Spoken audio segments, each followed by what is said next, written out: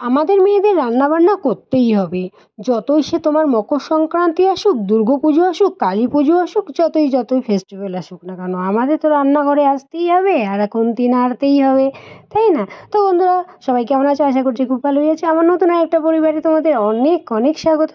তো ভালো ভালো দিন যখন আসে, ফেস্টিভ্যাল দিনগুলো, তখন আরও ভালো ভালো রান্না হয়। আর সত্যি কথা বলতে আমার রান্না করতে খুব ভালো লাগে। বিভিন্ন রকমের রান্না করতে কিন্তু আমি খুব ভালোবাসি।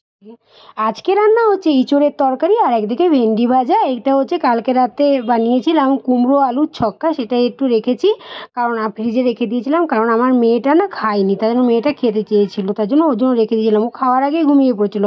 এবার আমার বরকে অফিসে পাঠিয়ে দিয়ে চলে এসেছি, পিঠে বানাবো বলে চাল ভিজিয়ে রেখেছি, তোমাদের সেটাই দেখাচ্ছি। পিঠে আমি কিন্তু পিঠে সপ্তাহে দুদিন বানাই, মানে এক সপ্তাহে দুদিন। শীতকাল পড়ে গেল মানে এক সপ্তাহে দুদিন আমার ঘরে পিঠে হবেই হবে। তো আবারও আর মকর সংক্রান্তি আজকে বানাবো। আজকে সেরকম কিছু বানাবো না বন্ধুরা, আজকে বানাবো পাটিসাপটা, কালকে বানাবো পায়েস, কারণ কি কালকে আমার মেয়ের জন্মদিন। আমার মেয়ের জন্মদিনটা হচ্ছে মকর সংক্রান্তির দিন, সেদিন 15 তারিখ ছিল।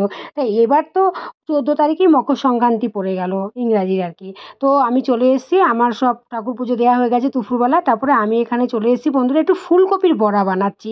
ফুলকপির বড়া বানাতে গিয়ে দেখি কি বেসন নেই। তখন আমি কি করব, বেসন নেই, আবার কে যাচ্ছে এখন দোকানে বেসন আনতে? চাল ভেজানো ছিল, সে পিঠের চাল, সেই চাল থেকে একটু চাল নিয়ে বেটে হলুদ দিয়ে নুন দিয়ে একটু ময়দা দিয়ে একটু ফুলকপিগুলোকে ভেজে নিলাম সেই চালের গুঁড়ো দিয়ে। হেবি মচমচে হয়েছে, খেতে দারুণ হয়েছে। তো আজকের রেসিপির মধ্যে কী কী আছে জানো? আজকের রেসিপির মধ্যে আছে কচুরলতি, এই ফুলকপির বড়াটা এখন বানাচ্ছি, আর বানিয়েছি ইঁচড়ের তরকারি আর ভেন্ডি ভাজা। আজকের রেসিপি হচ্ছে এ কটা। তো আর পরে বানাবো পিঠে। সো বন্ধুরা, আমি না বরাবরই আজকে দেখো এখন টাইম হয়ে গেছে 3:30। দেখো আমার অনেক মানে ভিডিও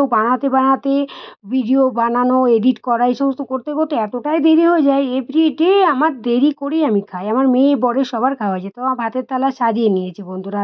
তো দেখতে পাচ্ছ, একটা কাগজি লেবু নিয়েছি, কাঁচা লঙ্কা নিয়েছি, উম, কচুরলতি, ভেন্ডি ভাজা করা নিয়েছি। এখন খেতে বসবো, সারাদিন পরে 3:30 বাজে এখন খেতে বসছি বন্ধুরা। সাথে নুনও নিয়েছি, একটু নুন কম পড়ে যায়, লেবুর টক থাকলে একটু নুনটা কম পড়ে যায়।